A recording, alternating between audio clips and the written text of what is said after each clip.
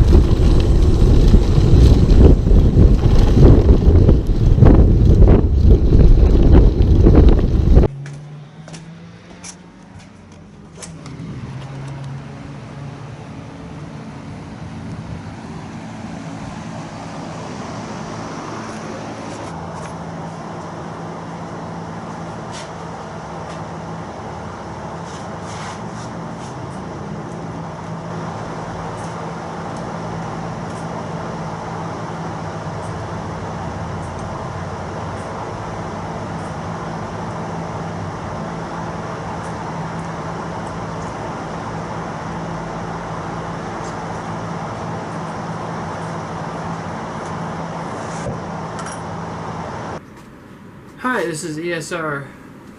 So if you're looking for anything, head over to ericswanracing.com, shopesr.com. We also have our eBay pages and Amazon as well.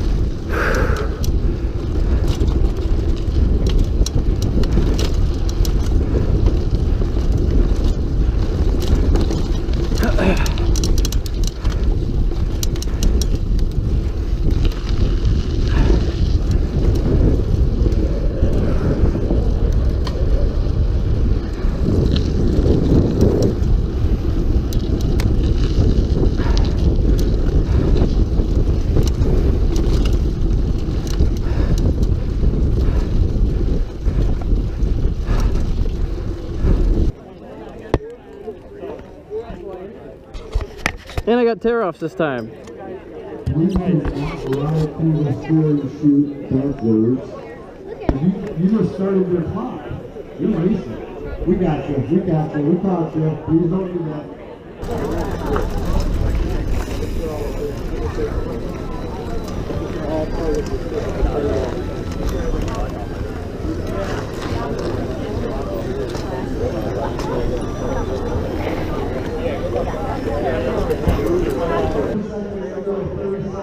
You guys going out for a fourth lap? There you go. 5th and 6th. Today? We're just getting ready, man. What are you getting ready for? Training for a big race? No, we're just getting ready to go. Oh yeah. Go to the heavy guys. Oh, are you? Clydesdale. Gotcha. How old are you? 44. 44. I thought Clydesdale was an age group. It's a weight group. Weight class over 200? Should be like 230. Is that what the average is? 200. Yeah. 200 isn't a Clyde. I'm like, Ready to go full Sandy today? trying to. I'm gonna struggle on the uphills, but I'm gonna dominate on the downhills. Right, I'll get out of your way. Although I don't do too shabby myself. I come from road racing, modified sport bikes. So this is a little different, a little slower, but a little more pain sometimes. Still gyroscopic effect. Oh yeah. Braking done before the corners. Very similar. Yeah. Good training for both.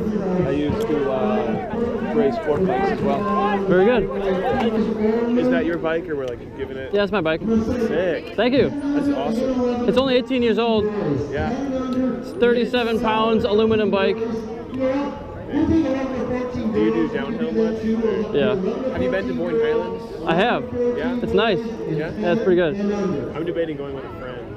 Like, I'd recommend do as much as you can, yeah. for sure. All sports are gone. Everybody's sport is gone. Next up on 19 to 29. 19 to 29. You drive your age group, not that bike?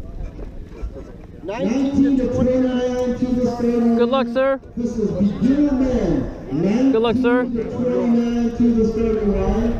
Just us. 8-minute mark on the clock. Everybody, the 8-minute mark. 19 to 29. After this will be 30 to 39, then 40 to 49, then 50 plus, then Clydesdale, then our remaining beginner women. That's our remaining starting category. Right now we've got 19 to 29 beginner men on the starting line. 15 seconds, riders. Have a good race, be safe, be smart. Ready, set, go! 30 to 39, 30 to 39 beginner men.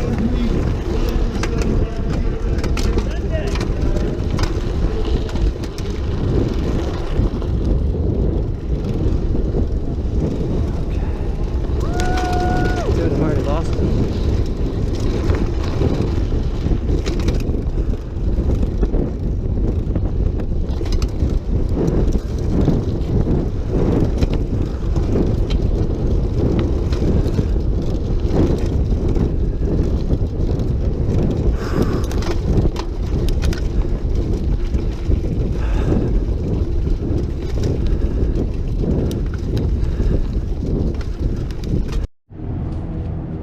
Alright, just finished my lunch break in my tent here at Daytona Speedway for Arma Vintage Racing.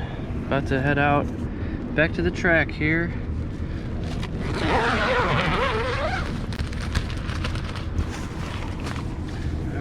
Oh yeah.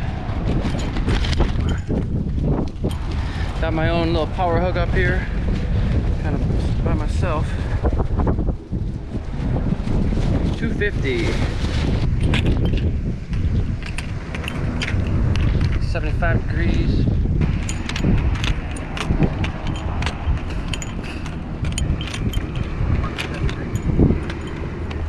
How's it going? Good. Alright.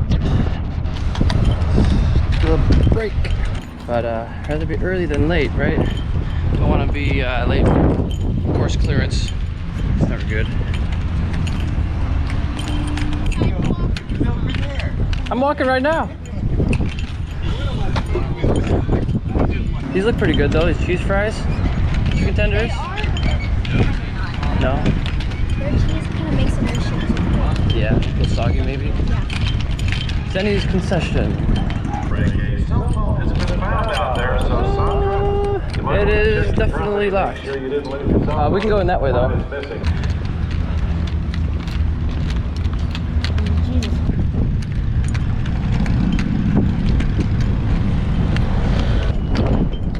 We did turn 4 the last 2 days. Now we're going to turn 2. Hey, so you didn't hear my call on the radio the first time? I did. But the race control didn't? No, and when they called for you and you didn't respond. That's when you whistled. No, we're good. I'm good. I don't know about them. I'm good. I'm just right over there. But when you weren't answering or even moving or anything, that's when I'm like, well, maybe he doesn't hear now Yeah. or something. So I started blowing my whistle. Yep, that was helpful. Appreciate it. I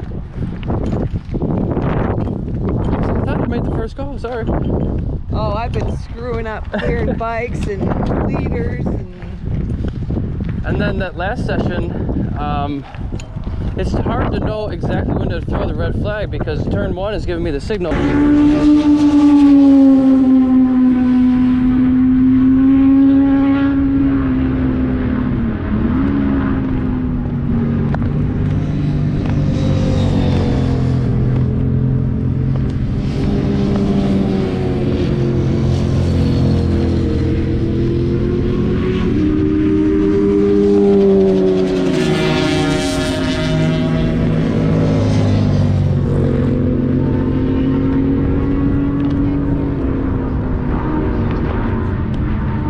This will be, I think, number 97 or 98 of the EricSwahnRacing.com podcast. We got three cameras and an audio recording.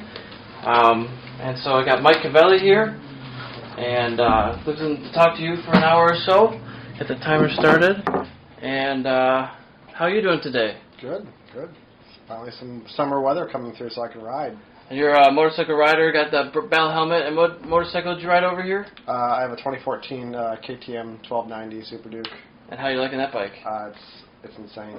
Yeah. It's like a muscle car motorcycle. It's like a Ferrari with 400 pounds, or less than that, probably. Yeah, probably it's around there. And you've been riding on the track at all? Not yet this year. I mean, I think the weather just kind of broke in Michigan, so. Yeah. But last year, I only got out once, and I blame my daughter. She was born last year, Okay. so that's why. It's exciting. Yeah, I got a little bit lucky too. I used to have a big pickup truck, a giant 30-foot enclosed trailer. Me and my buddies would take that to the track. And all my buddies quit riding. Okay. They either quit riding or they moved. And all of a sudden I no longer had a use for a giant truck and trailer. Yeah. So I sold the truck, got a car again, and I sold the trailer, and I just found myself with no concrete way to get to the track. Yeah. But I got a little lucky. I do a lot of running, as I mentioned, and I was running through Auburn Hills last year, and I ran through downtown, and I noticed a person walking around the driveway in a giant not an RV, but like a toy hauler. Okay, yeah. And I was looking at it, and I was like, that looks familiar. And as I ran by, I noticed the person, I looked closer, and sure enough, it was Aaron from STT. I don't know if you know Aaron. Aaron Hardiman? Yeah, Aaron Hardiman. Oh, yeah, he's a good guy. Yeah, Aaron Hardiman, he was my coach when I did the coaching, what's it called, the one-on-one, like, STT coaching class. Sure, pro school. Yeah, I did it back in, like, 2014. He was my coach, and so, of course, I recognized him, and I just started chatting with him, and he was nice enough to offer me a way to get to the track if I needed to. So I went with him once last year, and it was an absolute blast. I went to Grattan for the first time in a while. Yeah. Because I had spent probably last 4 or 5 years mainly going to Mid-Ohio. Okay, yeah. For a couple of reasons. I think it's not to bash Grattan or anything, but I think Mid-Ohio is a little bit nicer track. It's believe it or not, it's a little bit cheaper going to Mid-Ohio than going to Grattan, even though it's a half hour further away. Yeah. There's no gate fee to get in. They basically give you lunch for your track day That's cost. nice. Yeah, so it ended up being a little cheaper, and it was just a nicer place to go. And I had a lot of improving to do there. It's much bigger of a track as far as, like, you don't see IMSA going to Grattan. Yeah. Or I'm not sure what major series go there now. It might not be IMSA, but major sports cars, SCCA, I think, goes there quite a bit. It used to be a big motorcycle track, but the Pro Series won't run it anymore based on the slickness of the surface in the rain. Really? Yeah, it used to be an AMA Pro circuit, but it's not used anymore because they can't race in the rain anymore. It's kind of too dangerous. But yeah, it's a fun layout. I've raced both of them. It is cool to gauge your times against the pro guys, and when they go there to Mid-Ohio or went there in the past, you could see, oh, I'm X amount of time off of them. I only need to find a little bit more. You know? I only need to find 10 more seconds. Yeah. 10 more seconds. I spent, when I first started track riding in I think it was 2012 was the first time I went to the track. It was Grattan, mainly Grattan, and then eventually started going to Mid-Ohio, and I started doing some racing in I want to say it was 2014. and of course, Weir goes to, or at least what's this region of Weir called? North Central. North Central. They go to Grattan, they go to Mid-Ohio. I raced at Grattan, so I wanted to race at Mid-Ohio, and I didn't have as much experience at Mid-Ohio, and my racing was a disaster there. Yeah. Like at Grattan, the very first time I raced was at Grattan, and it was counterclockwise. And my very, very first race starts, I'm just like trying to get past people. I'm like all over the place, like just trying to get past people, right? Yeah. Like probably was like an 8 lap race. Probably 3 or 4 laps in, I'm on the straight, and I'm getting on the straight. I'm shifting gears, and I get to third, and I can't shift anymore. Oh no! My shifter fell apart. Classic, newbie probably error, right? Yeah. So I can't shift anymore. I get off the racing line. I let everybody go past me. You go at the end of the straight. You go right, left, down 10A and 10B, and then down to the bus stop. And I'm just like dilly-dallying because I'm like, I'm just gonna get off the track. Yeah. Everybody's like way past me, long gone, and I'm coming around the sweeper, and I realized I can do this entire track in third gear. A lot of it. So I took off again, and I passed like 6 or 7 people. Yeah. And I finished. I think I finished like 6th or so. So I was pretty proud of that, especially for my first time racing. Other than I wasn't proud of losing my shifter, obviously. Mechanical issues. Yeah. They're hard to predict all the time, and sometimes things just vibrate out. I was just riding this past couple of days on my new Kawasaki KLX 300 Supermoto I just bought for a street bike, and the bolts on the right-hand side, it's got like bark guards, the tree guards for your hands, and the right one's vibrating out. And I went to tighten it, and if it's fully tightened, you can't rotate the throttle. It won't snap back. So there's going to have to be some play in there so it's not fully tightened. I'm like, I need to put some Loctite on this because there's no way it's going to keep staying there if it has to be not fully tight to be having the throttle play normally. So sometimes you could safety wire that, so it doesn't back itself out, but that's a tough place to safety wire. What am I going to safety wire to the grip or something? That's how you get cruise control. You tighten it up so the grip stays where you put it, and you're good to go. Man, that'd be scary if your throttle ever sticks right wide open. I know one guy in particular, his throttle stuck open at Grattan from gravel stuck in his throttle body, and close the throttle on the handlebar, but it's still open mechanically.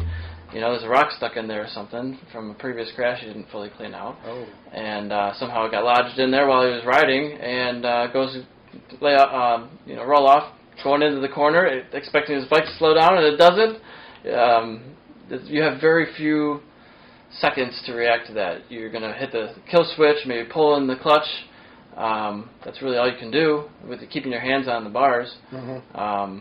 And then but it's hard to make that quick decision. It's like, imagine you go into the corner, you hit a false neutral. What are you going to do? You have to make that instant decision of pull the clutch in or hit the rear brake, apply slowly so you don't lock it up and all this stuff while you're leaning in and you're running out of space. It's about thinking quickly on your feet and not panicking. Yeah. A big part of it. I had a similar experience, not to that degree, but a couple of years ago, I have a Triumph 675 for the track. Yeah. What year? 09. Okay, I had a 13. Okay. Yeah, basically, it was literally my first motorcycle I ever owned. Bought it in 09 after I got my license. It was a street bike for a few years, and then I crashed it twice in the street, and then it became a track bike. Okay. But a couple of years ago, I took off the what's that motor called that does Stator? No, not the stator motor. Starter? No, it's the little motor that adjusts the throttle for you. A servo? Yeah, it's like a servo motor or something like that. Yeah. But it'll adjust the throttle for you on startup for I don't know if it keeps the engine faster or what, but like a choke kind of. Something like that. But it also acts as for Triumph. It's like their fake. What's it called? What's the clutch that will lessen your downshifts? Slipper clutch? It kind of acts like a fake slipper clutch. When you drop the clutch on the Triumph, it'll open a little bit to ease the stress on the rear tire. Yeah. It's like their fake version. But I took it off just because I figured I don't really like it. It needs some adjustment, and it's one more thing to go wrong. Sure. It's a weight reduction, Yeah. But when I took it off, they sell a manual idle for the bike, so I put that on, And one of my first times using it, I was actually in Mid-Ohio. And, you start up the bike needs to warm up. So you kind of open it up a little bit so the RPMs are up. And I forgot to lower it back down to idle speed when the bike was warm. So I went out on track, and I'm coming down the straight, and I'm braking into the straight. I'm like, why do I feel like the bike's pushing into the corner? Yeah. Sure enough, the idle was probably 500, 1,000 RPMs too high. Yeah. So it was just pushing the bike into the corner. So now you make sure the bike's warm, and then you adjust the idle, and then you go out. Yeah, usually that's for carbureted bikes. Yeah. But I would assume that the 09 would probably be fuel injected by that point. But oh yeah, it's fuel injected, but it still needs that. It still used that stepper motor to help the bike warm up, and then it would correct the RPMs once the bike's warm. It's interesting, all the technology that exists, and now Ducati and BMW seem like they're coming out with new technologies for their bikes. I just mentioned before on one of the podcasts, my buddy I rode with has a new BMW 1000. It's more of a touring bike than a race bike, but it has a feature where if you're on a hill or at a stoplight with incline, either way, you can hit the brake another click or so, and it realizes that you're stopped in first gear, I believe, with the clutch pulled in, and it'll actually put the parking brake of sorts on for you. Wow. And when you want to accelerate away from the light, you don't have to worry about the brake. You can let go of the brake; it holds you there. When you want to accelerate away, you just accelerate like normal, and it releases the brake for you. Oh, that's cool. So it's kind of a electronic aid that's creeping into the user base now. Is that like an adventure bike? Yeah, more of an adventure touring, I'd say, bike. That makes sense. But they always want all the help that they can get. For if you're on long distance journeys, you don't want to be holding the brake as more than you need to. You want to conserve your energy, but at the same time, I guess if you're not using it enough, you could atrophy your muscles from having too many controls taken away. Like I like using cruise control because I use it as a pit limiter, so I don't go over the speed limit too much. Accelerate to whatever speed you want, put it at the number. But then you realize if you're using that all the time, you get worse at actually using the throttle. You're not as efficient at maintaining that speed. So there's both sides of it. Oh yeah. Yeah. But jumping back to racing, so I was saying I started at Grattan, and then I wanted to race at Mid-Ohio because there's no central race there. So I started going to Mid-Ohio, and I think this is where probably one of the first times, I don't know where or when I had heard of you, because at the time, this was like 2012, 2013, 2014, you were obviously, still racing. I can see behind you, 2012 and 2013 were pretty much your years. Those were the big ones. It's hard. It gets harder the higher you get to earn trophies. I can imagine. But I think just being in the paddock and whatnot was how I had heard of you. And I remember being at Mid-Ohio. I'm pretty sure it was a race weekend. I think it was I was there for it might have been the one I was there for a double. I was in the pit, and I think I was working with. I remember Dave Gray was there, and I remember Witchcraft Racing was there. Oh yeah. And I think I was working with them on some stuff on my bike. And I remember you rolling into the pit. Yeah. Your pickup truck and your and your trailer with your bike on the back. Yeah. And you just rolled super slowly by. I think Dave's setup, and everybody said, "Eric, how's it going?" Yeah. And you just rolled by, waved, and I don't know where you went to pit, but that was probably one of the first times I remember seeing you in the pit. And when I raced at Mid-Ohio, I didn't have nearly the experience as I did at Grattan. Yeah. And I had enough experience there to where I could actually do some damage during a race. Yeah. No pun intended. But Mid-Ohio was a disaster for me. Yeah. Like, I think I could be wrong, but I feel like there's a lot of guys there who are local. They probably run the track a lot. I mean, it's probably the same at Grattan too, right? Sure. But Mid-Ohio, there just seemed to be a lot of guys who were real quick. And I got out there in I forget which race, the name of the race it was, B or C, Super Stock or whatever it was. There was like probably 15 to 20 guys in the race, and I was almost dead last. Oh yeah. And one of the races I crashed going through the left-hander after Thunder Valley. Okay. I was totally screwing up that corner. I was so bad at the track. I was. You probably remember that corner. If you do it right, you almost don't even have to brake. You just lean it over and go into it, and then maybe you brake for the carousel. But that's a fast corner. Very quick. And I was braking like before it. Yeah. Like terribly. It was bad, and I got on the brakes one time. I had a few laps left in the race, and it happened so fast. I don't even know what happened. All I know is I was on the ground and I was sliding through the gravel. It sometimes is that quick, you know, and that's a tough corner because there's a guardrail on your right side. There's a guardrail with hay bales on your left. And you have to be pretty much rubbing your shoulder with that 200 board or whatever it is. Under that, and then in, you know. It's kind of a sketchy area. Yeah. And if you go too wide, it's slippery out there. This is probably where I was. I probably was out there, and I braked way more than I should have, and I was on the ground. But the cool thing about race leathers and race stuff is I didn't feel a thing, and I was trying to get my bike up before I stopped sliding. Yeah, you weren't one of those soccer players wailing on the ground for 10 minutes. No. In fact, I've crashed only twice on the track. Both times were at Mid-Ohio. And the other 2 times were on the street. That was before that was before my track riding days. That's actually what got me a track bike. Yeah. But my 2 times on the track were at Mid-Ohio. One was during that race, and the other one was during a track day. At the time I was running Michelin's. I had gone from Pirelli's to Michelin's, and now I'm back on Pirelli's ever since about 2014, 2015. But I was at this Michelin rear tire I had. I didn't know it, but the tire on the right side had gotten like destroyed. Okay. And I don't know if it was because I was running the wrong temperatures or what. But I was at a track day there, and I was coming. I was about to go through the right-hander up over into Thunder Valley, and the rear tire just kicked and then caught, and it bucked me off the bike. But it caught so low that it bucked me like I was coming over the bike, but by the time I was coming over the bike, me and the bike were like sideways, so I hit the ground and I rolled off the track as the bike slid off the track. And the 4 times I've crashed, that was the only time it ever hurt, and it hurt a lot. Yeah. But I was very fortunate that I didn't end up with any broken bones or skin abrasions, no cuts or anything like that. No bruises, nothing really, just hurt. And how fast would you think you got off at? A range, like 20-mile-an-hour range, you'd say.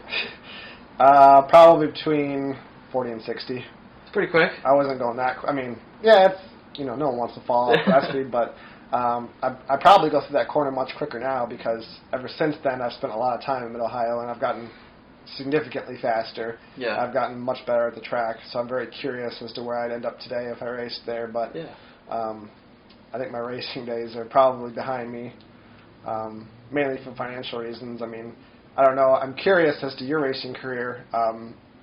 This is a lot of racing and a lot of success that I see behind me or behind you. Yeah.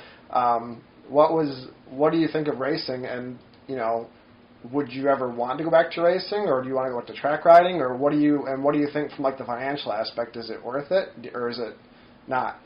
So I want to be racing. I want to do a decade or more of pro racing is my goal still.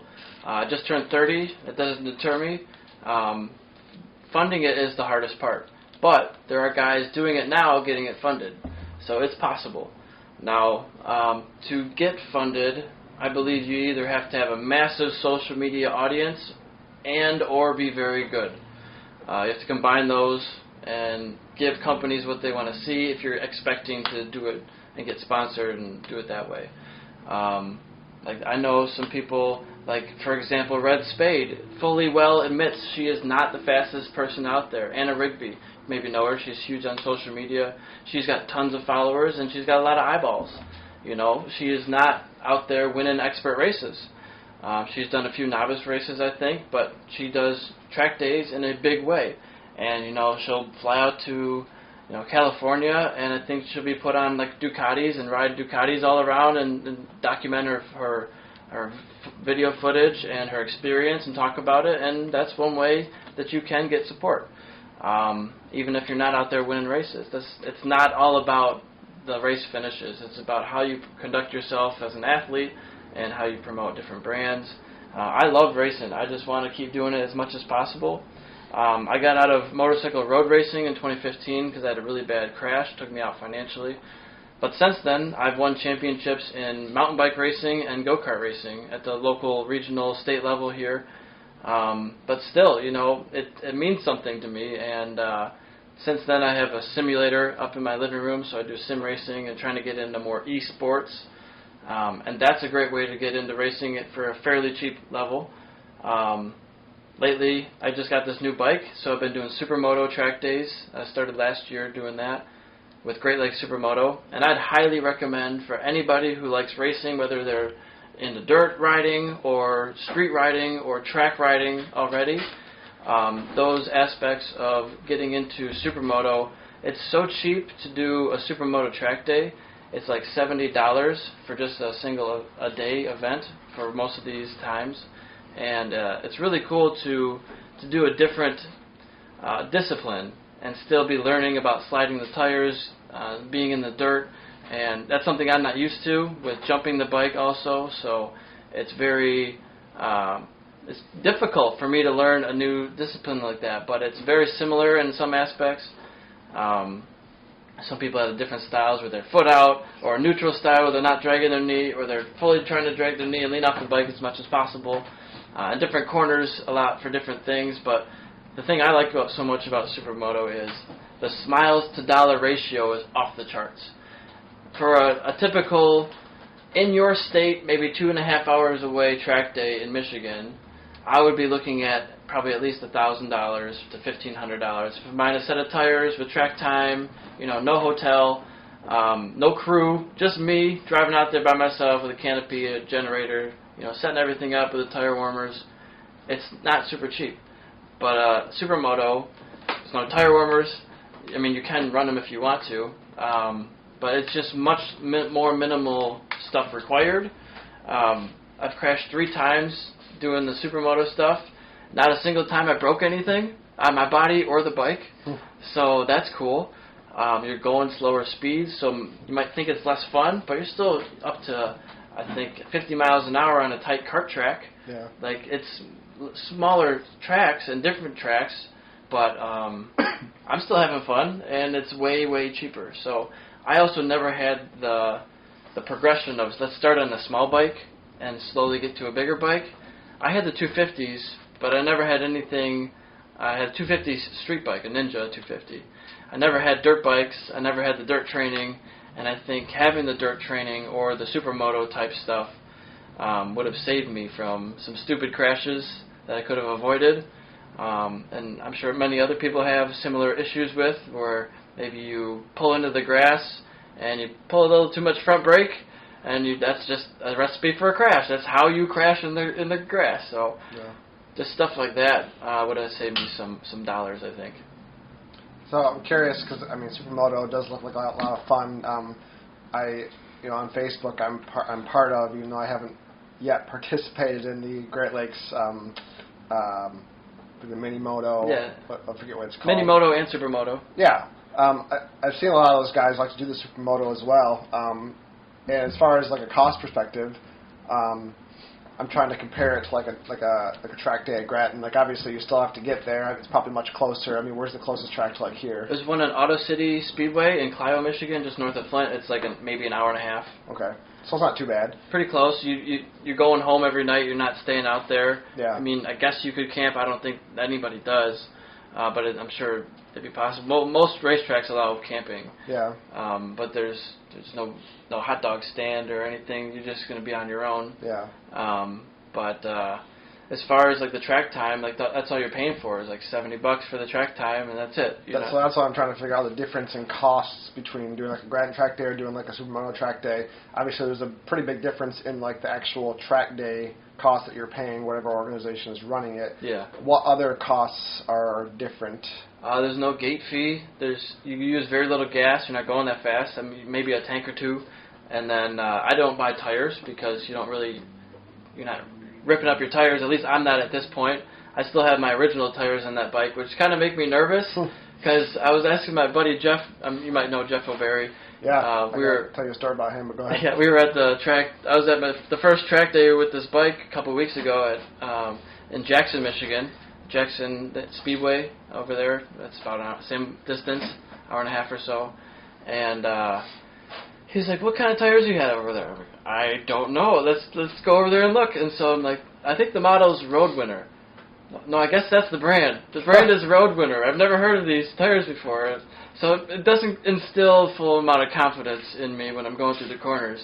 And then I went out there at a track day. It was supposed to be a mini day, but I know Will, and Will's been on this podcast, so I asked Will if I could take my 300 out there when everybody else is on 50s and 100s and maybe 150s. So I'm like the odd guy out with the big bike. And first time on, so I'm super slow as hell on it. And it was just trying to come to grips with a brand new bike that you've never ridden before, and I hadn't even touched the tire pressure before, which was my stupid mistake. So Jeff is behind me, following me. I'm on a bigger bike, and he's like, "Man, every time into that corner, you're losing the front, like a lot. It doesn't look good. Like, what's your tire pressure?" I'm like, "I don't know. Let's check it." So it was about 2/3 full, Wow. and I mean, it sounds like a stupid mistake, but I'm like, just run what you brung, see how it feels, and then change things as you go. And once you put adequate amount of tire pressure with not even running warmers or anything, felt way better, obviously, and it's easier, more predictable, and because the tire was just folding, it didn't have full pressure. It's just not the right feels to it. So That's funny because you're coming from a sport where that's paramount. I know that's so important, and usually at the racetrack you're checking your tire pressures like 16, 20 times a day based on how many sessions you're doing. So. Yeah. But I'm like, yeah, just let's see how it feels and go from there. Yeah. So you said you stopped road racing in 2015. Obviously, that was when you had your accident. 2015. Yep. Yeah, I had a bad accident. I'm familiar with your accident because I did hear about it when it happened, and that might have been about when I started following you on social media. Okay. Because I was like, oh, I know him, and then this happened, and I might as well. Yeah. Hit the follow button, right? Sure. I'm curious because in my experience, people who crash motorcycles, whether it's on the street or it's on the track, in my experience, there's two different types of people. And both people really enjoy riding motorcycles. They're out there having a great time. Maybe even they're going quick. All kinds of people. But when they crash, the first type of person, it's like devastating. Yeah. No matter how bad they crash, Sure. they could be completely unharmed. Their bike can be practically unharmed. But when they crash, it's like almost like an eye opener. Like it changes everything for them, and they can't do it anymore. Yeah. And then the other type of person is the person who crashes, and they immediately want to get back on their bike, and they're like, I need to do it faster, Yeah. right? I happen to fall into that second group. I had nothing, like crashing a motorcycle doesn't scare me or bother me or spook me. Yeah. So I'm curious to hear from your perspective. You crashed. I know that I'm pretty sure you said that you didn't remember the crash. And I hope we can talk about this. I don't know. Yeah, go ahead. Okay. Yeah. You don't remember the crash. You probably woke up in the hospital. Yeah. I want to know what your attitude was when you woke up. What your attitude was, days after when you maybe realized the extent of the crash, the damage, and then your attitude now towards road racing. Sure. So, I don't remember the crash. I remember passing Jeremy Kalowski up 10B, the inside of 10B, and then right after that, not remembering pretty much anything until waking up in the ambulance. And then it was pretty foggy because I was sedated and different things. In the hospital, it was pretty foggy for a couple of days, and they put me through speech therapy, occupational therapy, and physical therapy, so the whole 9 yards for months afterwards. And it's still in the hospital. I guess I'm repeating many times, just give me new bones, I'll go back out there. Yeah. Like, how's my bike? How's my bike? Is my bike okay? Many times. And just, your bike is wrecked, you're not going back on it today, you're not even at the racetrack anymore, And I was pretty dazed and confused. It's like a 120-mile crash into a guardrail there. Mm-hmm. And so, road racing is dangerous. It can kill you. It kills people every single year. In the last 12 months, I probably know about 5 or 6 people who have died in the road racing community. And so that's not to say that everybody who races is going to die. It's a very rare thing, but it can happen, something you need to be aware of. I almost died. They thought I died at the racetrack. And then I came back to life, to consciousness, screaming in pain, which they said was the best sound we could have ever heard, So that's an eye-opener. My parents were at the racetrack, and they all, were around and saw that, and it's traumatic. Brings people to tears. And I love racing, but there's too much blood in racing.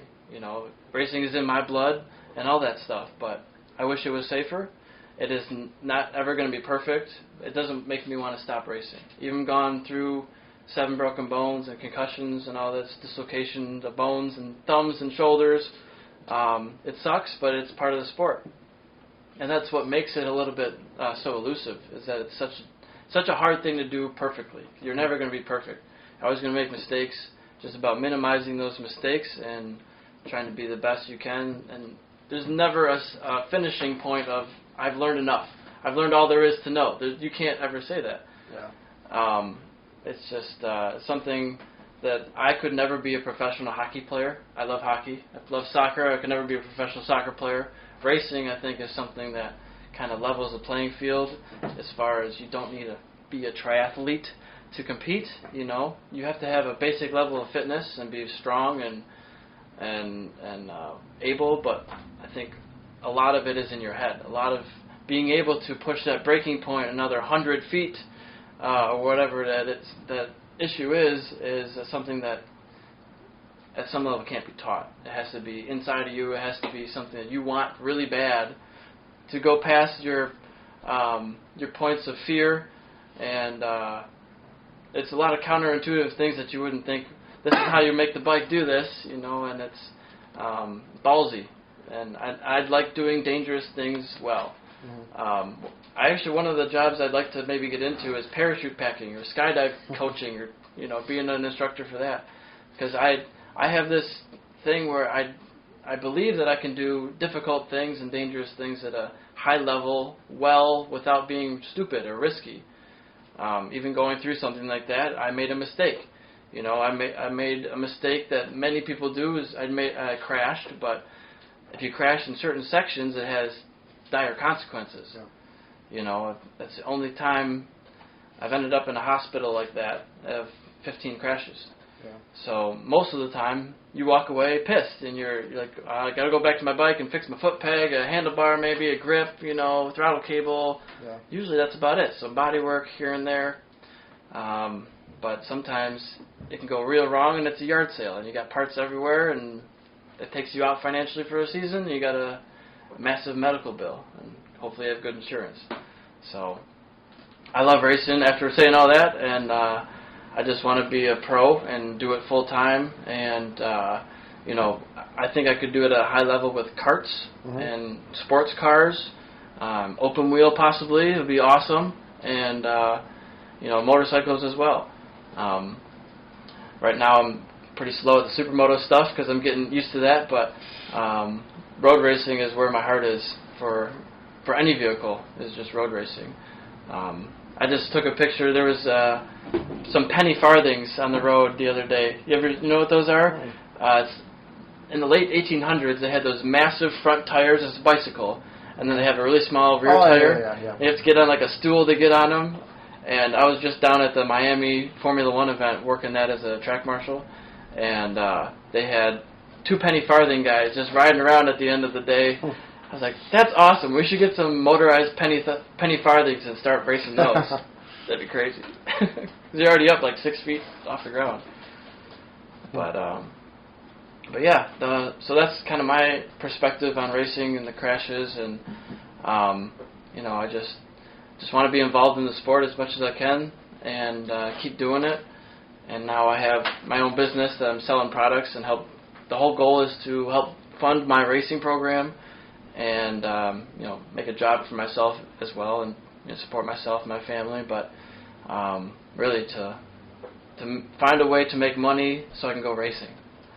That's the end goal. You said you retired from road racing in 2015. I didn't retire. I'm just taking a break.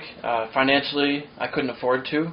So I got into cheaper racing like the karts and the mountain bike racing I did for a couple of years. But you see yourself getting back on track potentially, like a Grattan or a Mid-Ohio? Absolutely, yeah. That's really my main goal, is to get back into road racing. Just the other day, I was looking for stuff on the Wera forums, the bikes for sale and all that, and I saw. I mean, it was a 2006. I think it was a Suzuki SV650 twins bike with 30,000 miles on it. But it was a track bike only, and $2,500. I'm like, I could do that. Like, it's not my ideal class, and it's not my ideal bike, and it might blow up on you. But I'm like, man, I could get back on the track for relatively cheap amount of money, and I'm sure they allowed you to race a Twins Cup in all the 600 classes. I mean, you get your ass kicked, but Yeah. you could do it.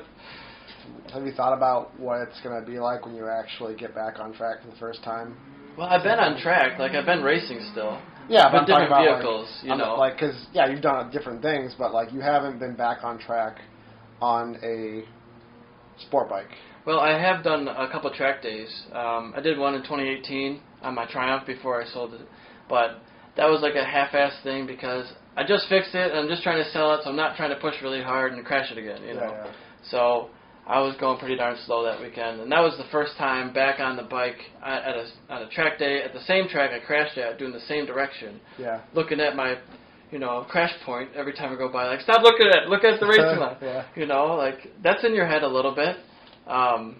You know, you don't want to do that again, but you want to keep racing again. So, Yeah.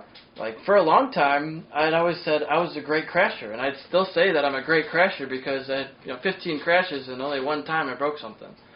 So most people are, I would say, are not in that category. It's a weird and it's a weird place that you crashed. I mean, how many people crash there? Very, very few. If they do, it's usually later into the corner, and they slide down the straightaway for a half a mile. So you up the hill, right-hander. Where it dips down. Yep. I just got on it super hard, and it's a new bike for me. The Triumph is lower in the torque band power, where it makes its power than the Kawi's. Kawasaki's way up high, so it's just a different bike for me, and everything you have to short shift on the Triumph. It was a great bike, don't get me wrong. Just you have to ride it differently, and I didn't adapt as quickly to it. In that race, I got my fastest lap, which was within 100th of a second as my fastest lap on the Kawasaki. So Yeah. I was the same exact lap time within one weekend on that bike. So it was a faster bike. I was just trying to wring its neck too much for the amount of seat time I had on it, I think. Did the rear break loose, or? I definitely high-sided, and Jeremy said I passed him. It was a clean pass, but he said I was so close to the inside of the grass I might have drugged my right foot peg in the grass and spun up the rear right there. And it kicked out of the right. And just kicked out to the left. I'm still turning right. Turn right. Before left, I flip-flop to the left. Yep. So I'm heading straight towards the wall. Yep. You know, and it So kicks out. you're going for that right-hander, it dips down, you get on it, and it kicks out to the left, and I'm heading towards straight the wall. to the wall Yeah, at like a yeah. 45-degree angle. Yeah, that part. I mean, there's a lot of parts that Grattan there are sketchy, but that part right there, whenever I do that, even to today, I went back to Grattan, like I said last year, for the first time in several years, and I actually had an issue with my Triumph. I think it was my fault because I was doing some maintenance on the bike, and I took the fuel injectors off, and I had never, this was like several years ago, I had never cleaned them, so I was like, I should probably clean these, right? Yeah. And I got some, I kind of created my own little setup at first. Now I have Motion Pro's tool, which is awesome. Yeah. But I used, some, some shrink tube and some random pieces to try to create like a seal so I could spray cleaner through the injector as I activated it, Sure. My mistake was, and I only actually found this out recently, carb cleaner is not good for injectors. Turns out. And I'm pretty sure that I did some damage to them. And in the year or two following, the bike didn't seem, it like lost something. And I knew some it power, lost something. maybe? Yeah, power. It definitely lost something, and I knew it lost something when I was going down Mid-Ohio's long straight. And I changed my gearing for Mid-Ohio. I use a smaller rear sprocket. I think the bike comes stock with like a 40, what's the stock, 45? And I use a 46 for Grattan and a 44 for Mid-Ohio. Yeah, I'm using a 44, and even with a 44, I can get it topped out before the end of the straight. Yeah. But at the time, I couldn't even top out 6th gear. It was like faltering. It couldn't go. Yeah. So eventually, I figured out I actually had it dynoed, and it was down like 20 horsepower or something, which is a lot for that bike. It's only got 126, I think, stock. It was down like 14 or 20 horsepower. So I bought a set of used injectors off of eBay, and it was like that. All the power is back. And so I fixed that, and then last year I went to Grattan for the first time in several years. And prior to that, when I was riding at Grattan, recording lap times, especially racing, I was only doing. I think I might have dipped into like the high 120s, which is not quick. Yeah. What kind of laps were you setting at Gretton? I think I did 22s or 21s, both directions. Yeah, so it's not quick. And you're running expert class, so that's pretty quick. I went to Gretton last year for the first time in many years, first time since I fixed my injectors, and I dropped my lap time to I think I did a 125. It's good, yeah. You can win with those times as novice. Yeah, so I was like, man, I wish I could race now. I mean, it depends who shows up. You know, exactly. You never know who's going to show up to one of these events. If it's going to be, someone coming out of the woodwork that you don't know who just got show up with a semi truck. It's like, oh, well, that's not good. Well, yeah, I went back. I had actually taken some pictures of some of the charts that they posted after my race when I raced at Gretton, because I was looking for my average lap time and all that. I think it was like the 1:30, 1:31. It was not quick, and I still came in like 6th or 7th maybe. Yeah.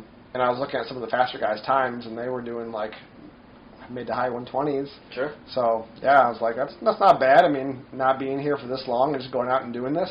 Yeah. It's not bad. Trying to remember where I was going. No, it's definitely respectable times. Everybody's at their own level, and you just go with what you got. Sometimes your engine's down on power. Sometimes it's a completely stock bike. Like, we're out here just having fun, and just seeing what we can do, and hopefully going home with a shiny bike at the end of the weekend with some bugs on it, and don't have to rebuild the whole thing because you're trying to push for that next 10th. I mean, at some point you got to try different things and try different gearing, different suspension settings, different geometry or wheelbase, different fuel mappings or dyno. You change things as you go, but you don't have to go there with a full-on super bike. You can start riding your old street bike and take your mirrors off, plate off, turn signals off, maybe some different body work, a little bit of safety wire, and actually one of the newest brands that I have is Race Bolt. And Race Bolt, you don't have to drill bolts anymore. They come pre-drilled. I'll have to look into that. So you can buy caliper bolts, you can buy all kinds of bolts that will be pre-drilled. You just have to wire them with some airplane grade safety wire and call it a day. Curious if that will work for my Triumph, because I've drilled all my bolts because I had to race, but the calipers on that bike, when you put the bolt in, the head of the bolt gets, like the back side of it gets hidden by part of the caliper, so you can't put something through it. So I'm wondering if they make ones that are maybe higher up. They have some that are drilled at multiple angles too. So if you put it in one way and you're like, oh, it's the wrong direction or it's not in the right spot, they have like usually multiple holes you can do, which is helpful. I wanted to use the super small not safety pins. Like the clips you can get from the R-pins or cotter pins? Yeah, cotter pins. Yeah. I got some cotter pins, but cotter pin needs to go straight through, and you can't. Like, there's no straight through angle that doesn't hit the caliper. So I was looking for a bolt that maybe has a higher head where the holes are through, and I can get one in. So I'll have to check those out. Yeah, for sure. And that's one of the brands, for example, I have access to. I'm an authorized dealer of, but it's not listed for sale online yet. So if anybody wants something like that I'm a dealer of, you can check out ericswanracing.com. See all the brands.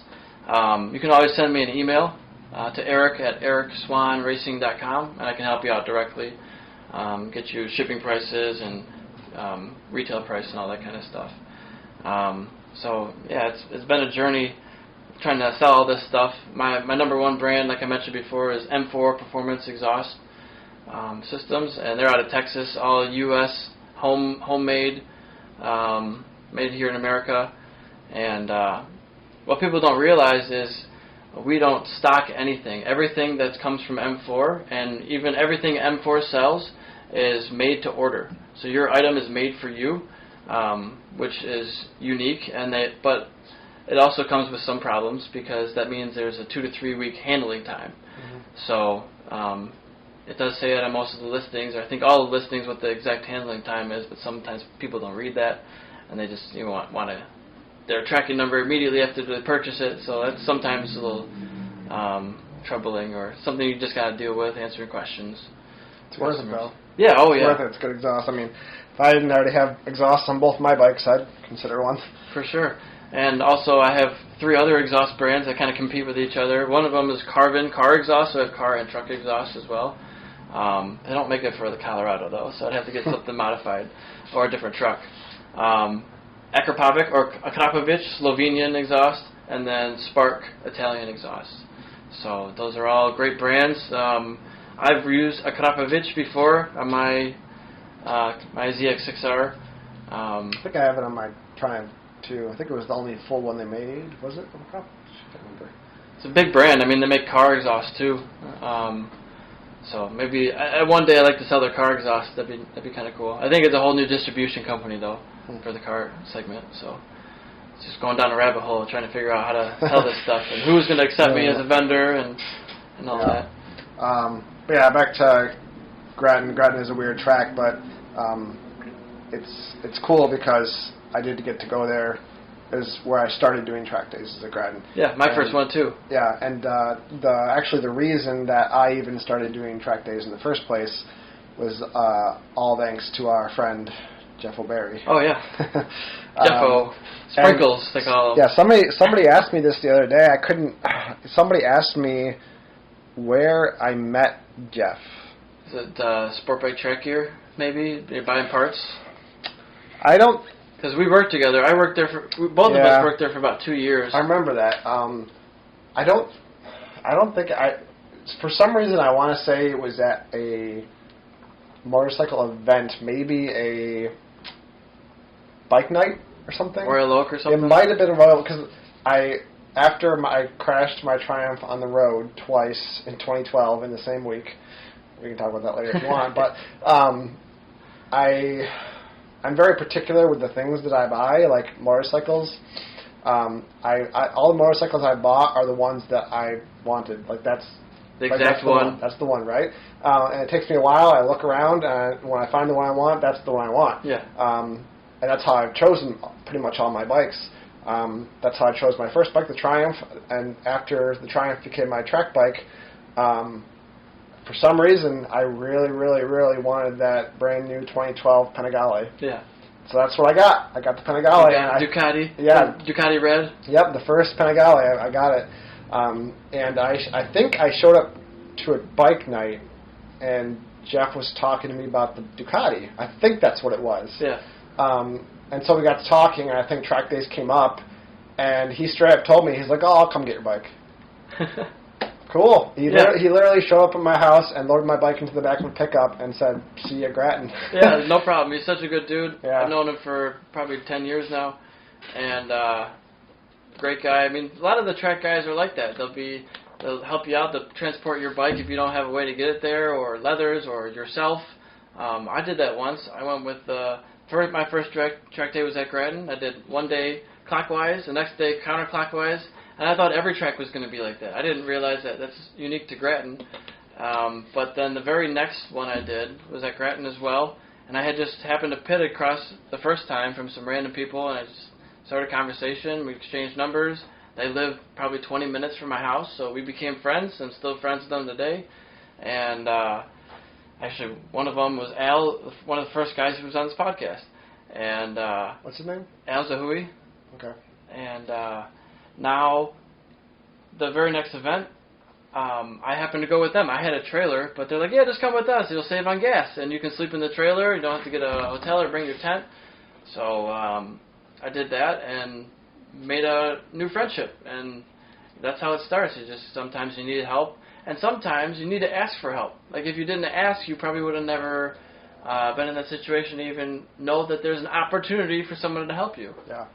So sometimes it's okay to ask for help. And somebody told me once, a closed mouth doesn't get fed. Right? I mean, it sounds obvious, but because I think I was just walking around doing one of my track marshalling gigs and walking from the airport to the racetrack and walking up back and forth, and someone happened to see me on the side of the road and stopped. Like, "Hey, you need a ride? I recognize you from the track. Like, do you need help?"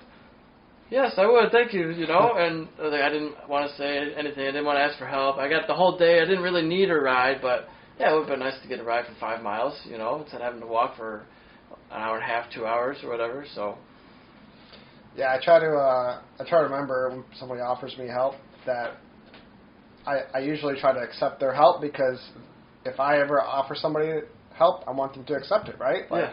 How come? Why would I reject somebody's help but then expect somebody to accept my help, right? Yeah. So, yeah, it's a great community at the track. I mean, people are very, very helpful. Any issues, that I typically had at the track. I mean, specifically like STT, the owner, I'm totally blanking. Richard, thank you. Richard's been a great help to me. Actually, the charging system on my Triumph went kaput a couple of years ago, and I actually met him at their place, their warehouse, wherever it is where they keep all their stuff, and we actually went through. They had tons of parts because they were just switching from, I think, Triumph to Yamaha, and we went through the parts and found one for my bike. Yeah. And he sold it to me. I was very, very grateful for that, but he really did me a huge solid to help me get my bike running again. But yeah, and that got me back to thinking about the cost of a track day, right? Yeah. You talk about the Supermoto track days being pretty cheap. I imagine it's some sort of organization, or is it the track running the track days? It's still with the Great Lakes Supermoto, is the stuff that I've done, but there's other ones around. Like there's a big series in Ohio that it's OMRL, Ohio Mini Racing League, and they do up to, I think, 450s. Yeah. So like dirt bikes and minis and 50s and all the way up for children up to adults. And I really hope they can keep those costs down, because I got to talk to Richard a little bit, and it's just unfortunate like the sport is being, for lack of a better term, destroyed by, mainly insurance, and I get it, like, insurance has to cover their butt, right? I mean, yeah. But, if you want people to get out there, I mean, got to make it, feasible, right? I mean, I understand that they have to have ambulances on site for each event, and multiple ones at that, because, you only have so many paramedics in a single ambulance, and what if you need to transport 2 people? And they'll usually shut down a session if one is in transport, and they'll call another one so it can get there as quick as possible. But there's things, I don't know how to make it cheaper. I would say, I'm pretty sure at the Great Lakes Supermoto events, I have never seen anybody get hurt other than a bruise or anything. But I've also never seen an ambulance on site. So I'm sure they're saving money by doing it that way. I don't know if it's ambulance or if it's liability insurance. I mean, somebody crashes on your property and gets hurt or whatever. I mean, obviously they have waivers for all that stuff, but I don't think that necessarily stops people from suing. There have been cases of track day riders suing the organization. And there's and doesn't it happen at like Laguna Seca? Yeah, it's happened a couple times throughout the years. Oh yeah, and I don't know all the details of those to talk about them, but it's interesting to see how they progress. We all know that we're taking a risk here now. If somehow the organizer or promoter makes some egregious mistake, that's another story. But if you just crash your bike and you're not happy with it because you fell down, like, that's your fault. At one point, my dad, after my big crash, I mean, he's not involved in the sport at all. He doesn't really know much about it. But he asked me, seriously, should we sue Grattan Raceway? And I said, that's probably not a good idea. I don't know if I want to go down that route, because yes, maybe they should have had an air fence in that section, but we never asked them to put one there, first of all. And second of all, I signed a waiver saying I would not sue whether or not I crashed, Yeah. And if I were to go down that route, which I'm not entertaining at all, but I would be ostracized from the community. Anybody who would go down that route would be. Yeah, it's not like they were negligent. I mean, you knew the condition of the track and the location of barriers. I mean, it's not a surprise, Sure, I mean, it's not somewhere you want to crash, but yeah, I think they should put an air fence there, but it's an amateur organization. Now, in the past, I heard that the costs of air fences were per section up to $10,000. Now, I just did the air fence. I'm on air fence crew at Road Atlanta for Moto America, and so that specific track requires 65 28-foot long air fences, in addition to hay bales and the dog boxes that are already there and the tire barriers.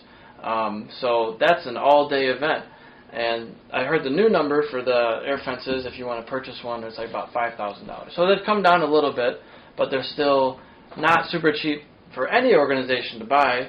An amateur organization like WERA, I don't know if they own any air fences, because there's no air fence deployment process that I ever see that goes out.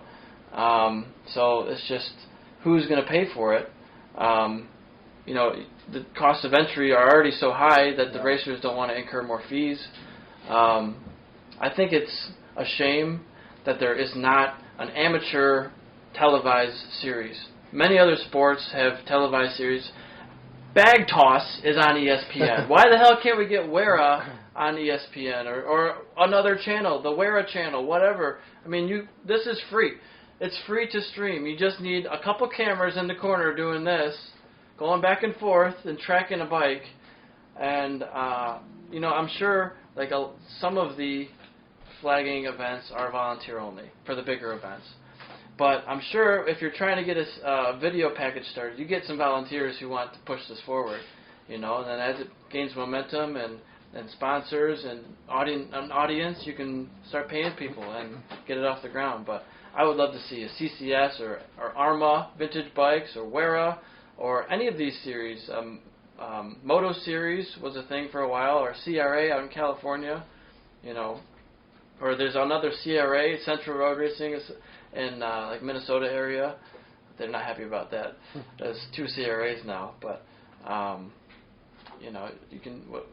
It's cool to just see the sport progress, and I want to be a part of it. Yeah, I will say that I don't blame AMA or Moto America for not racing in Mid-Ohio. I mean, it is pretty scary in the wet. Yeah. I've been out there, and it is. I mean, it's unrideable, and I love Mid-Ohio, but yeah, the wet. I mean, I remember last time I was there, and it was wet. You know, they still try to push it forward. They try to get people to go out there. Novice groups will still go out there, and you can ride around it. I mean, if you're just riding like you're going to coffee, you can ride around it. But they took us out there in vans to show us the wet line, which is basically like the wet line is anywhere there isn't like a patch, basically. and the only places there are patches are on like the normal race line, especially through corners, right? So as long as you're, you know, straight up and down, you're fine. But as long as you're not on the racing line in the corner, you can do it wet, you know. And there's grip too. But as soon as you hit one of those patches, no, that's like done, right? But yeah, they took us out there in the van, and they pushed those vans. And anytime we were on those spots, they would like hit the brakes, and the van's going like this, right? So yeah, it's scary. I mean, it's not a ton better at Grattan. I've raced at Grattan in the rain, and in hindsight, I wish I had pushed a little more because I think the tires could have handled it. But you can tell, like you're on the color of the asphalt. It's where it changes, right? There's like the light gray stuff, which is most of the track, and then there's the darker like where they pour like the asphalt patches, right? And it's usually in the places of the most wear in the corners and whatnot. That stuff is slippery as crap. But as soon as you get off of it, you can feel it. You can open the throttle wide, and you're just gone, right? But yeah, you got to tiptoe through the corner, and then you're just back on the gas. Right. So yeah, I don't blame them for not going to Mid-Ohio. I don't want to ride Mid-Ohio in the rain. Mid-Ohio is one of the tracks I have not crashed at because I always took it easy there. I was like, I know that the track surface sucks, so I'm gonna go like 85, 90% and just bring it home. Any condition, Really? Because I was always nervous of the track surface, so I was like, I'm gonna high side here or something. So I'm gonna, and I mean, I don't think I did super well there, but I was always in the points, always like top 10. But I don't think I ever won a race there because I was always very timid and just, this is a weekend where you're gonna have to bring it home and settle, and it's gonna be okay to not win the race. Although I had my best ever start at Mid-Ohio in a national race.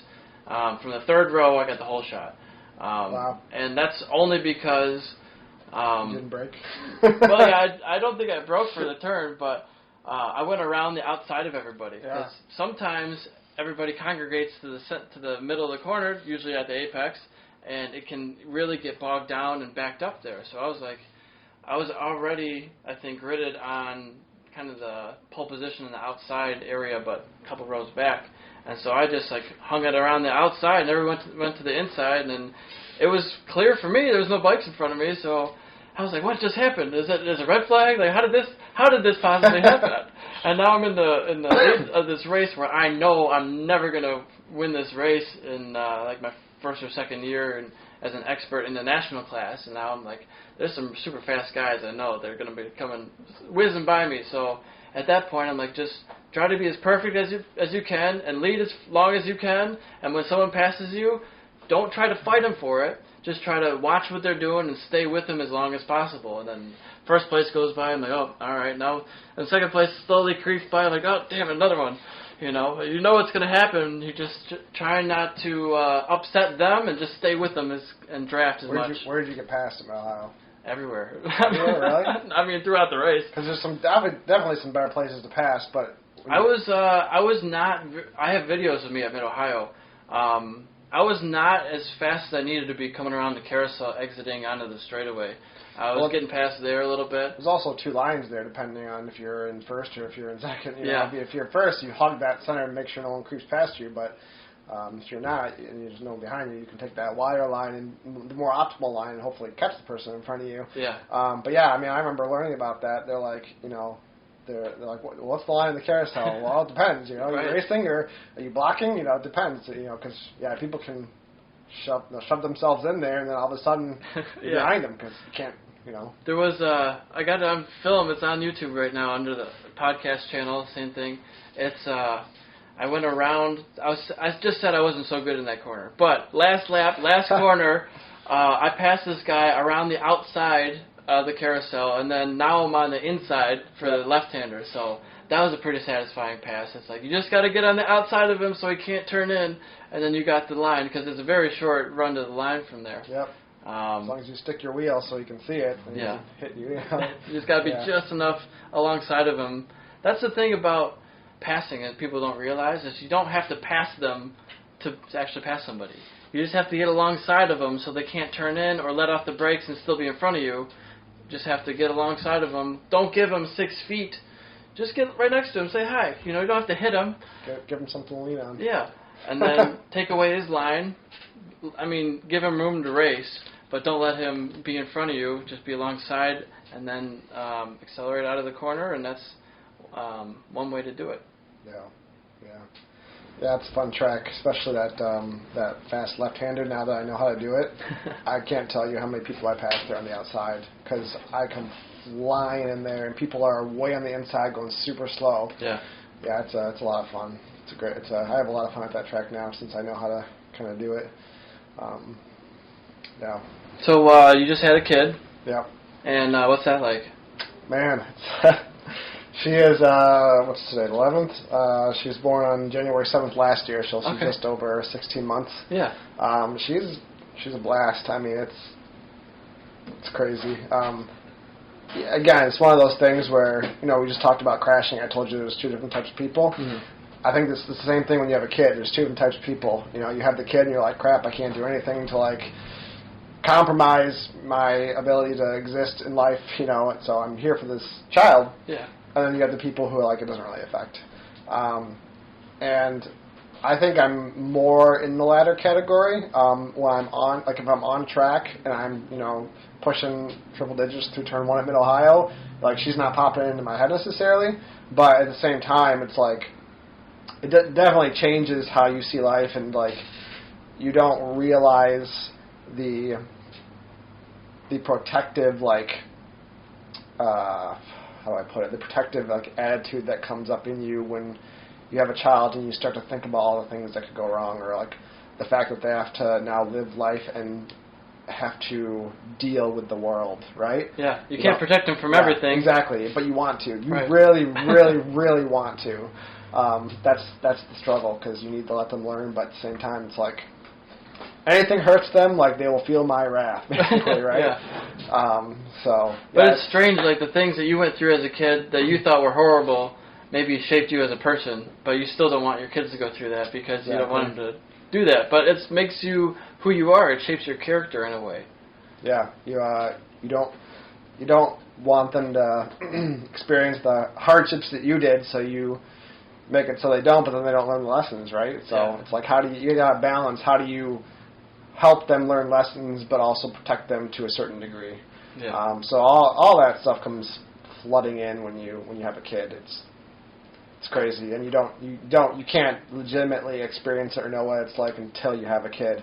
And I don't want to be one of those people who's you wouldn't understand until you had a kid. No, I get it though. You don't. I mean, I don't. I don't know what it's like. I don't have any kids. I like to at some point, but got to have a girlfriend first. So looking for that. Just trying to be back in the dating world and you're in a great find community. I mean, you're a part of endurance racing community. Well, Yeah. you do like you still do a lot of biking and. I've been slacking on the biking, but I'm still a cyclist, still riding. Got my Trek Madone over here, road bicycle. I saw some of the are those some of those are runs or walks. Oh yeah, they're runs, riverfront run. These I think are all foot races. Yeah. And over here are cycling, mountain bike races. Sure. So I'm more into the mountain bike stuff, mountain bike racing. I haven't done any road cycling racing yet, but I'd like to. I'm just not fit enough to do that. They kick my ass right now. Yeah. But yeah, I did 5Ks, 10Ks, half marathons. Done okay. I'm not the fastest guy out there.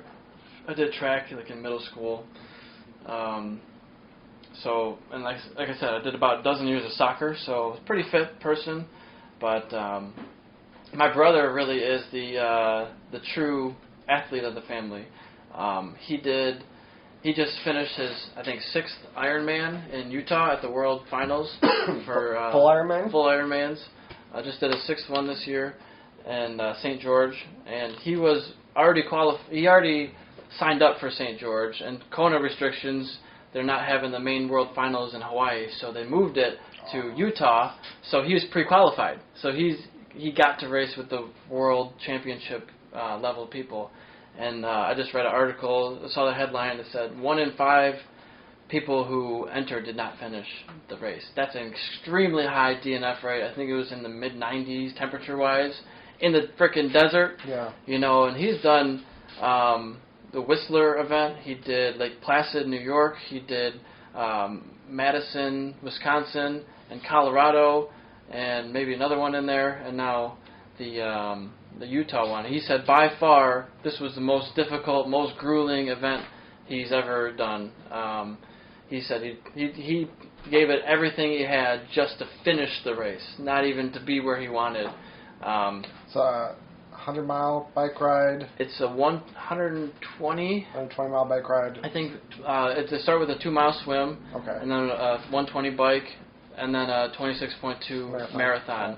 And it's not a tag team. It's not a couple day race. It's back to back to back. Yep. And it's a workout. I think he did it in the 12-hour mark, and they'll stop you. They'll pull you off the course. I think at 17 or 19 hours of physical exertion. And the fastest guys I think are doing it in 8 hours or.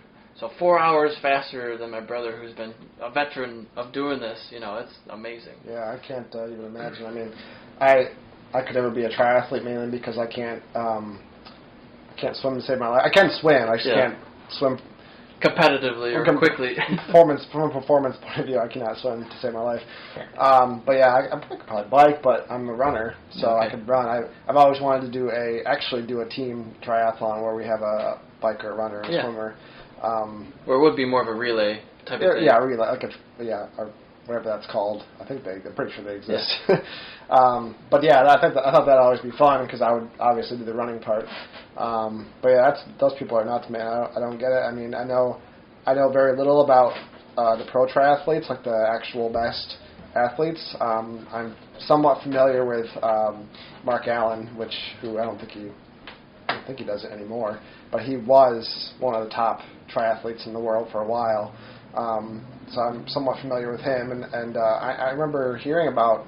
I mean, they're doing that, the swim and then the bike, and then they're running that marathon practically at elite level, like elite pace. Like they're not much slower than the actual real marathoners, right? Yeah. So yeah, that's crazy, man. I couldn't do it. My brother says he does it so that he can't be just mediocre in one sport. He's mediocre in all 3 of them. Because you can't be a perfect normally. For a normal human, you can't be perfect at all 3 of them. So you have to be he's probably the best at his swim because he was in the swim team in high school. Did pretty well. He says his worst is the bicycle because that's just not his forte. He's a runner too. He runs probably more than he cycles. So everybody's got their strong suit. He works a full-time job. He's not a professional solo only doing triathlons. You know, he does kind of, you know, works 12-hour shifts and goes home, and then you got to train for 2 hours. Yeah. You know, and you can't just do one sport. You have to do the transition because your body has to learn how to go from swimming to running to biking and all these different things. So I thought it was pretty funny. He was telling me, I've been to one of the other events before and watched him do this, but I was at the Formula One in Miami while he was doing it, so I couldn't be there to watch him. But between the swimming portion and the biking portion, they have something called strippers. So they're all wearing these wetsuits to help them glide a little faster and keep some heat in the cold water. Yeah. But afterwards, there's people who help tear that down, and you go on. So I'm like, you should bring some ones in your wetsuit and give it to them. Give the strippers some ones when you're done. They get a kick out of that. Yeah. Yeah. Those guys are real athletes. I mean, I'll stick with running. And so my thing is, like, I would love to do. I mean, we could both probably do the sprint version today and be okay. Like the sprint version is, I printed off. I had it on my wall for a while, but there's like a sprint version, Olympic version, the half, and then the full. Oh, the full was the Olympic. What's the Olympic? The Olympic is much shorter. Really? The Olympic is like percentages of the distance. I forget off the top of my head, but it's very doable. I think the sprint might be like a 5K, a 10-mile bike ride, and like a short couple 100-meter swim. Sure. Not in that order, but very doable for most athletes. Yeah. And so I'm like, this would be just another cool event to do. I have a bike. I mean, it's not a tri-bike, but it'd be good enough for that. You know, carbon OCLV Trek over there would be just fine. A lot of guys have the arm, I don't know what you call them, stirrups for your arms or whatever, so you can kind of lay down and get your best aerodynamic stance. But I'd be dead by the end of the swim. Yeah. I'd have to catch up, probably biking and running. That's all right. Like my brother, it was out of 3,600 people, and I think, you know, somewhere in the 2,000s finished because maybe 500 people DNF'd, 600 maybe. And so right from the starting gate, he was like 430th. So pretty high up in the ranking there because he's great at swimming. He gets his head start from the swim. Yeah, but then he just like me at Mid-Ohio, he's making his way backwards, and I think he finished somewhere around the 1,000 place mark. So very respectable at the World Finals of Triathlon. Yeah. People, this is probably dozens of countries are showing up and participating. So it's when I did the Madison, or I watched him at the Madison in Wisconsin event, and I'll say first of all, Madison's a great cycling community. They have tons of bike lanes and bike paths and different trails. I thought if it wasn't so cold, I would consider living there because of all the cycling. I love that. Yeah, it was just cool to see him there and see the different stages and watch him go by at all the different points. It was very inspiring to be at the finish line and watch these people actually finish it. And not only do you see able-bodied people walking and running, but you see people in wheelchairs who have been pushed or pulled or in different carts and buggies or whatever contraptions they can devise, but who've been maybe pushed by a family member or a friend across the line. And some of them who can sort of walk will get up and actually walk across the finish line. It's like, what the hell am I doing with my life? Why can't I do this? Like, these guys are pushing another entire person across the whole course and like towing them on a buoy for the swim portion. It's like, wow, I should be doing something more. I think is my feeling when I see that stuff. So I'm not capable of doing a full Ironman today, but the shorter portions, the swim or the sprint or the Olympic, I think would be my first go at it. Sure. Yeah, gotta get started somewhere, right? And yeah, if and when I get back into road racing at a higher level, then how many people who are motorcycle road racers are also triathletes? Yeah, I mean, you got, like you were saying before, in order to be out there riding, you need a level of basic fitness and strength and whatnot. I think you need more than that. Otherwise, you get tired quick. I mean, if you're going fast, yeah, you get tired quick out there. That's no joke. Like when they show you know, on, I mean, I know you watch MotoGP, right? Yeah. You know, they love figuring out new data to throw up on their screen, right? And they're throwing up like the heart rate thing. Yeah. Pretty sure it's some of the time it's not correct, but a lot of the time I think it is. Like those guys are running 140, 150, 160 heart rates, and that's, you know, given the age of some of those guys, that's in line with a endurance heart rate. Like that's. Oh yeah. Don't get me wrong. Yeah, it depends what level you're doing it at, but it's just I'm coming from to be a triathlete. Yeah. Or to be a motorcycle racer is a totally different level of fitness. Sure, you need much to be good. You need much more, but I mean, you know, depending on how hard you're pushing out there, a lot of those guys are very, very fit, and if you want to push a bike to the edge, I mean, you need to be able to handle it, and that's a lot of fitness, that's a lot of endurance, and you know, there's been, you know, my fitness has gone up and down during seasons, and I know when it's not tip top when I'm riding a motorcycle out on the track. I won't even, you know, usually you're out there for a 20-minute session, right? If I'm feeling it, I'll come in because I know if I'm breathing hard or I'm getting tired, that's when mistakes happen. I'm like, I'm coming in, even if it's just to ride through the pit. Sure. You know, take a little break at the very breather. least. Yeah. You know, I like being out there and doing it well, because if you're not doing it well, you're probably going to make a mistake. Yeah. For sure. Yeah. And I am I'm the endurance guy. Like for the Great Lakes Supermoto, something I love about it is there's no real fixed sessions. So it's kind of like, it's a little bit of a free-for-all, but you're going much slower, so it's okay if there's a child out on track in a 50, because you'll just kind of go around them and it'll be fine. And you can even give them a little tow and say, follow me for a couple corners and help them out. But so I'll go out there for an entire tank of gas, and I'll come in when I run out of gas or when my gas light comes on. And so I guess my mentality is try to stay out there as long as possible. And when you get tired, I switch to using different muscle groups. So like you might be, you know, weighting it all with your inside leg, and now your legs are cramping up, so I can't use it anymore. So like I got to start using my other weights. And it might not be your ideal riding position, but I'm still out here. I'm still able to keep continuing lapping. Yeah. And sometimes it's just a mentality thing. Like if I go to the gym, I'm like, I'm not getting off this treadmill until that guy gets off. I really hope he's not going for 10 miles today, because I'm not prepared for that. But it's just a mentality thing. So at the last supermoto event I did, I told myself I'm not getting off until the last person gets off the track, and everybody exited, and I'm like, well, that was a lot sooner than I thought. I'm just going to stay on. And then nobody else ever came back on the track, and Will said later, you scared them all away. That's awesome.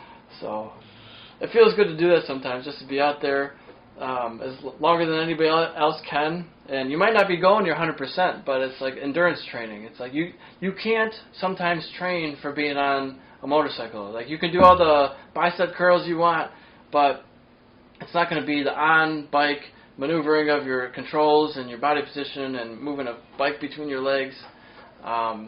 It's something that can't be completely replicated. Yeah. You can have a good base of fitness. Like for the longest time, for the last many years, I've been doing at least 1,000 to 1,500 miles of cycling and running combined. The last 2 years I've been slacking because I've been going to corner working events more often, and usually I do a lot of my cycling on the weekends, so it's kind of eating into some of my fitness stuff. But either way, I'm standing for an entire day at the racetrack around motorcycles, so you got to be standing up while bikes are on track. So I'm getting some workout in just standing there.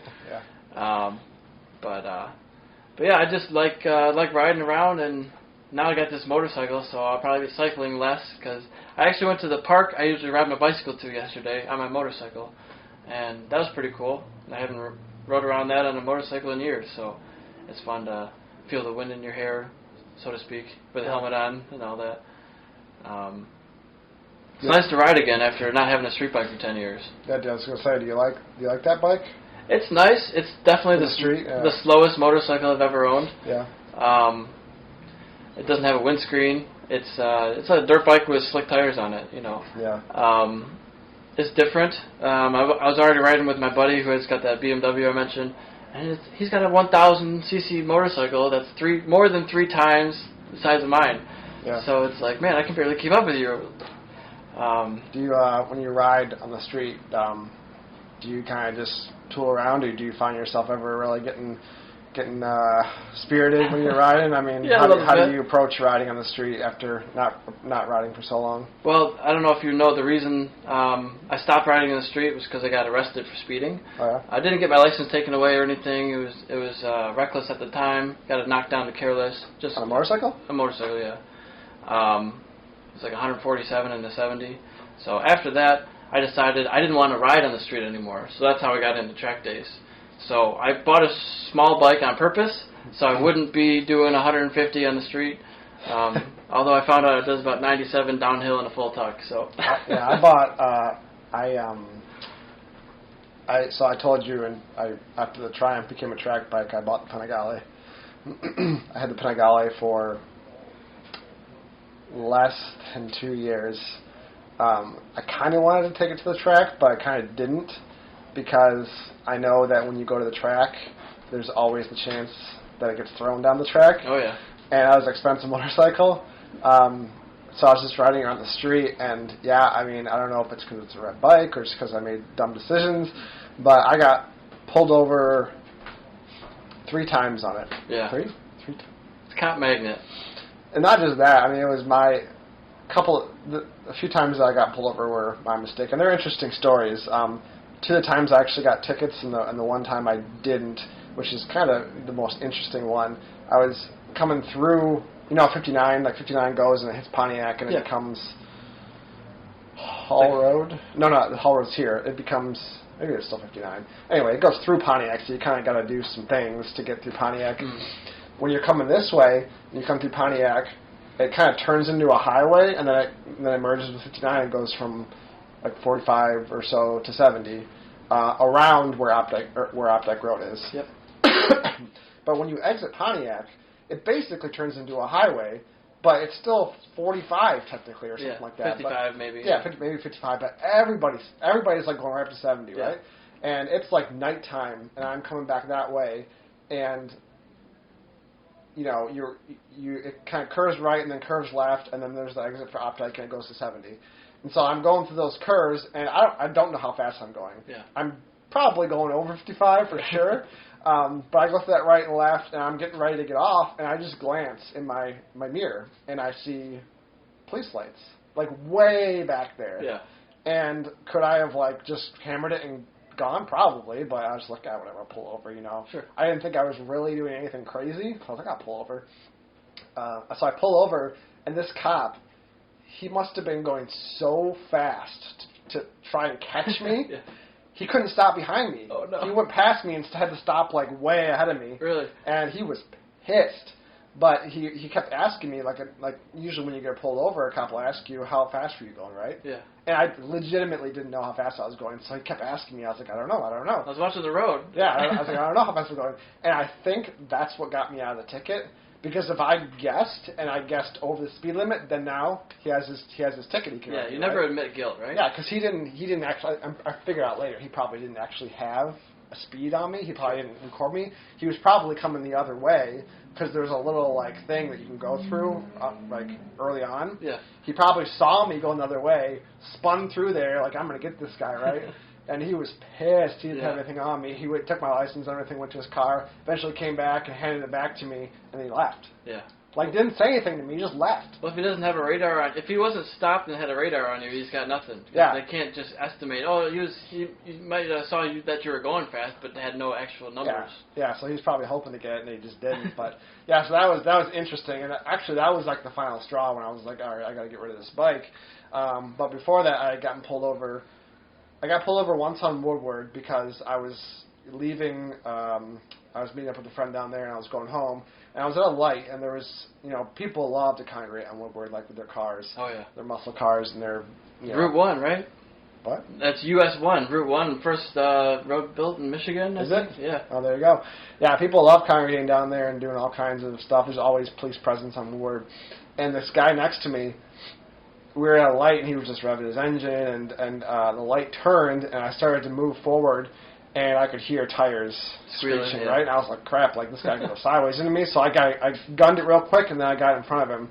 And of course, there's a cop sitting there, right? So I get pulled over, and this woman wrote me a ticket. I mean, you know, bless her heart, she didn't believe me when I said I wasn't racing, you know. Yeah. She apparently I was told that I set the record for the fastest ticket written on Woodward. I don't remember the exact mile per hour that I was supposedly going. Again, I didn't look at my speed. All I knew was I was getting away from this car and I was, you know, getting in front of him or whatever. I think it was in the 90s, which is obviously like double the 45 speed or of it. something. Yeah. So, whatever. She didn't believe me. I'm sure she gets that story all the time. I was in second gear. Exactly, yeah. So I got that ticket, and then I was heading to a work thing down 75 one time, and I was in the left lane, just blowing by. I was late, so this is my bad. This is totally my fault. This ticket, and I was flying in the left lane, probably hitting 130, 140, and I passed a cop, you know, in an avalanche in one of the lanes over. I didn't even see him. Yeah. And he got behind me, and I didn't see him. And he was what's it called when they pace? He was pacing me. That's how I got my NASCAR speed. you? Yeah, he said he was pacing me at like 100, and then I would pull away from him like he was standing still. And so, of course, I got off at Rochester Road, and the car in front of me is like super, super slow. I'm like, what is going on? And then I look at my mirror. There's the lights. You know, I got pulled over. And this guy was super nice. He gets out of his car super slowly, walks over to me, I give him all his stuff. Didn't yell at me, nothing, you know, and I'm standing next to his car, and he's looking at my record, and he's like, you know, you don't really have anything. He's like, I could write you for this, but I'm not going to do that. I could write you for this, but I'm not going to do that. And so he dropped it down to whatever, I think it was 30 over is reckless or whatever. 25, yeah. Yeah, something like that. He knocked it down pretty far to that. Super, super nice. And I was super grateful for that because obviously he could have just towed my bike, took my light, like all this stuff, right? Sure.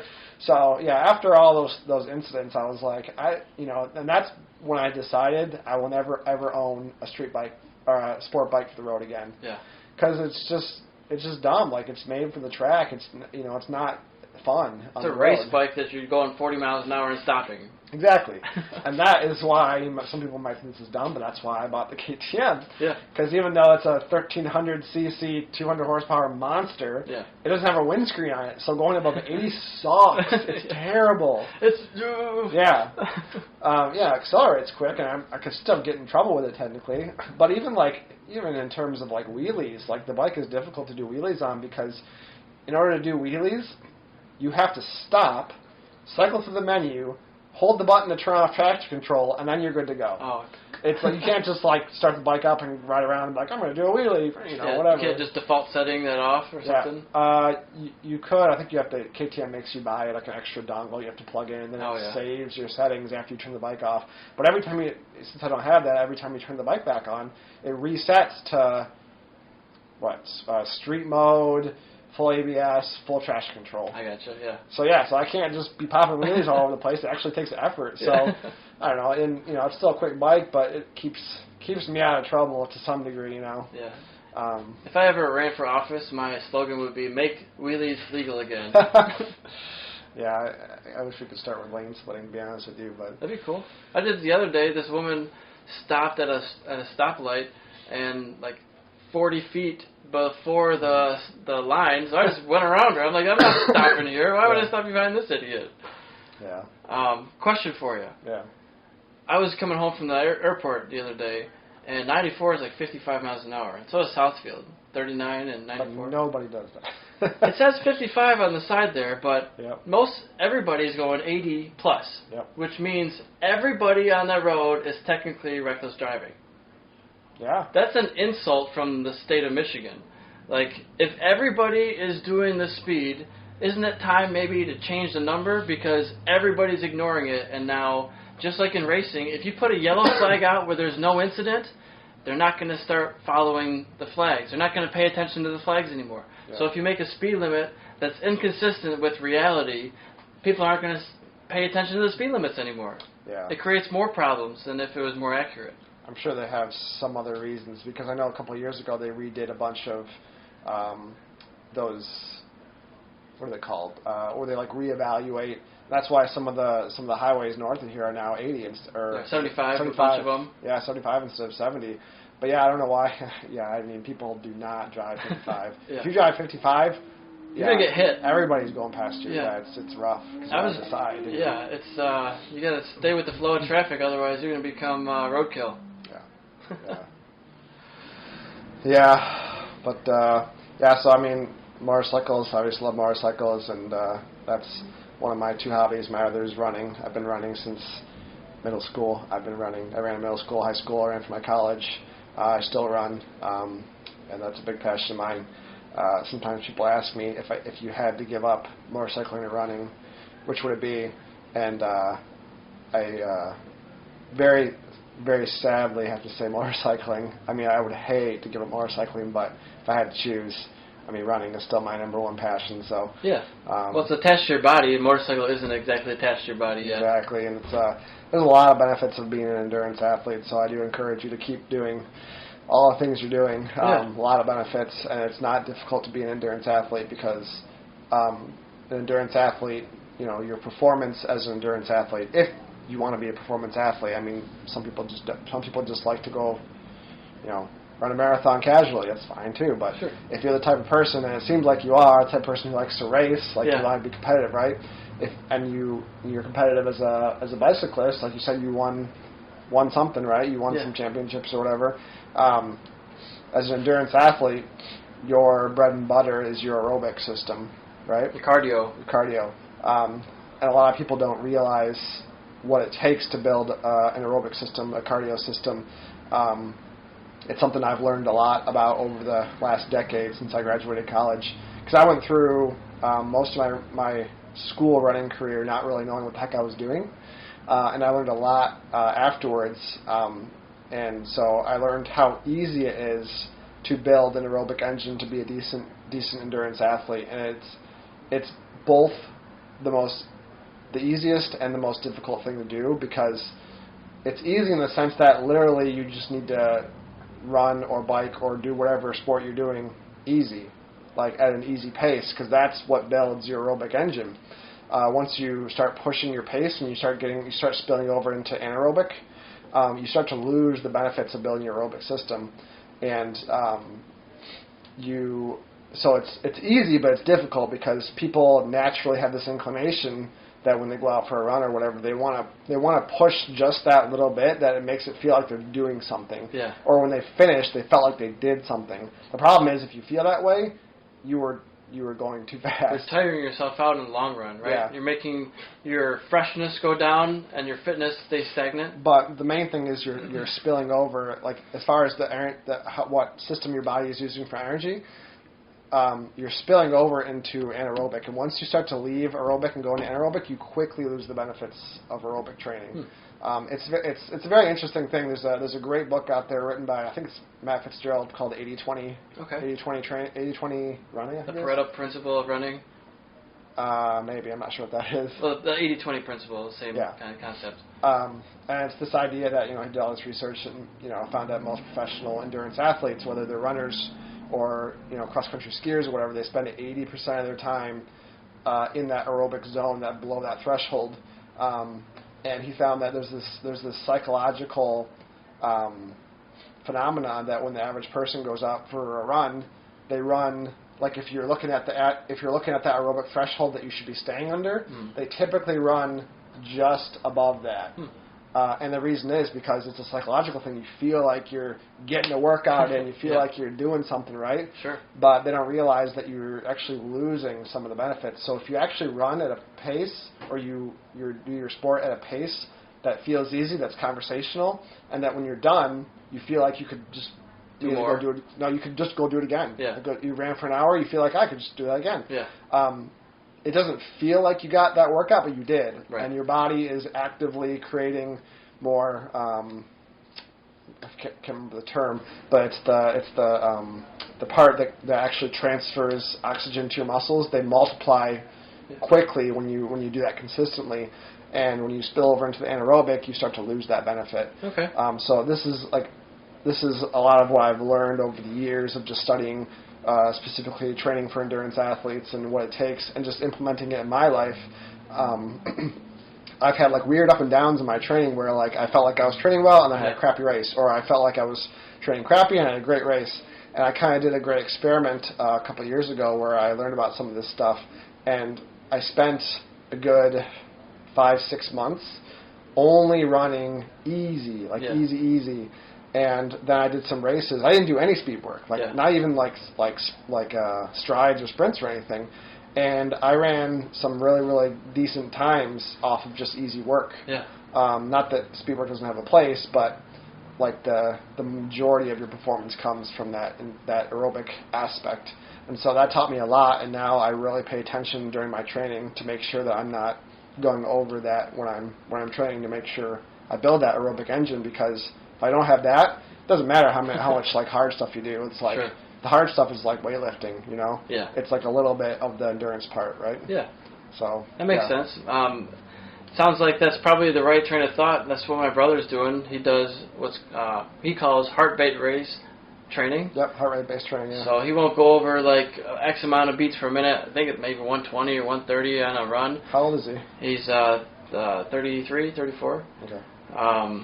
So a couple years older than me. But yeah, it's just going to your 75-80% and just staying there and just doing your exercise and not going crazy with pushing too hard.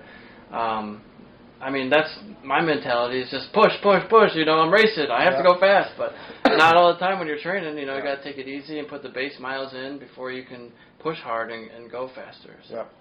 Yeah, I've been trying to come up with like a metaphor that accurately like describes it. It's kind of difficult, but if you want to think of it in terms of like a car, your aerobic engine is like the size of the engine in the car, and your anaerobic engine is like tuning it, right? Mm-hmm. So it's like you want an 8-cylinder instead of a 6-cylinder or a 4-cylinder, right? You want to build up to that 8-cylinder, and then you work on tuning it. Mm. Whereas if you keep that 4-cylinder in there but you tune it, you get a little bit extra power out of it, but you're not going to get like 8-cylinder power out of it, right? Right. So you're better off, even if you have to choose, you're better off doing the aerobic work and building the engine versus tuning it with that hard work, you know? Sure. And I'd say that kind of applies to learning how to go fast on the racetrack too. When I did the Jason DeSalvo Speed Academy years ago, they had us do drills where we went 50% of our pace around the racetrack, and they filmed it, and then we were in a train of like 3 people, and they said, if you can do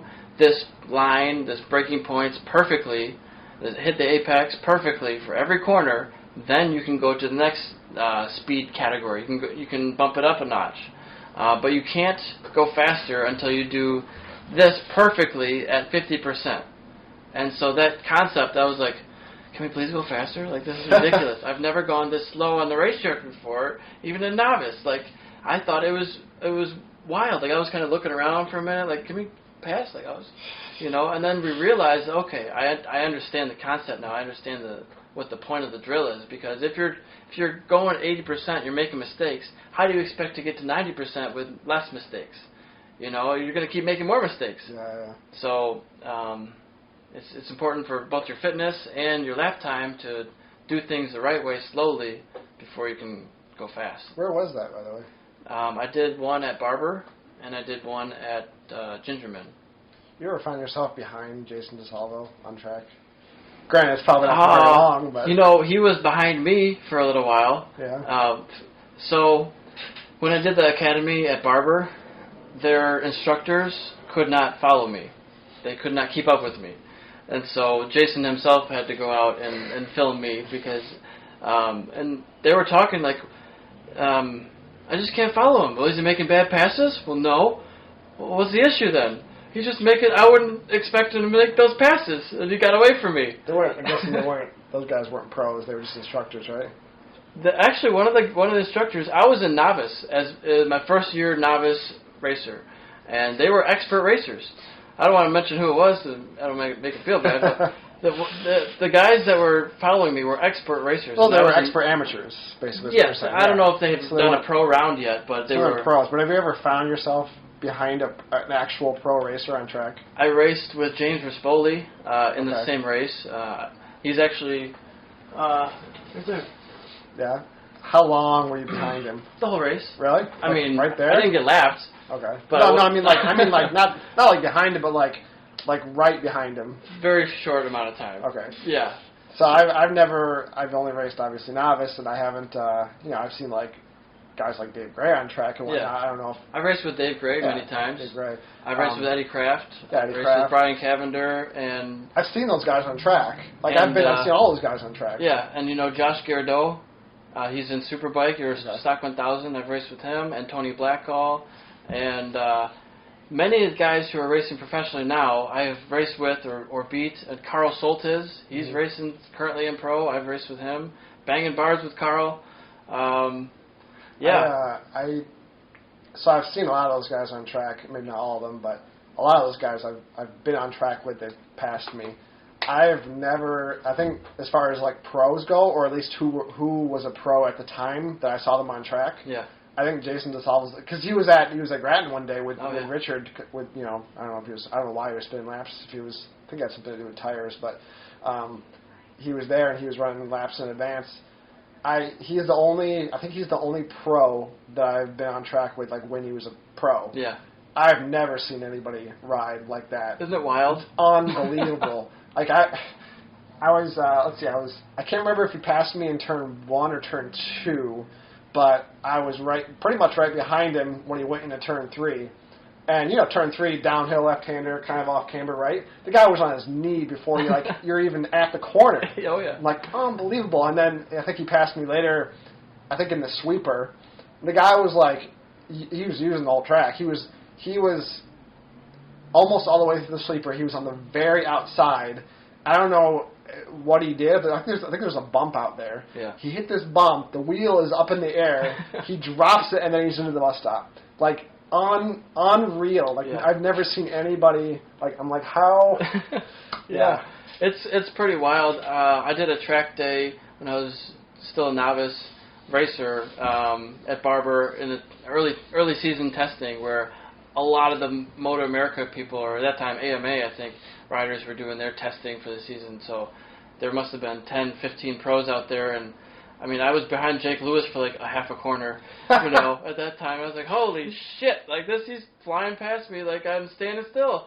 And I thought I was doing okay out here. So it's just and they have obviously different engines that they're using. This is a stock bike. It used to be a street bike that I was running at the time. So a lot of miles on it, totally different engine. But the skill level disparity is just also so wide, even at that level. So it's very humbling.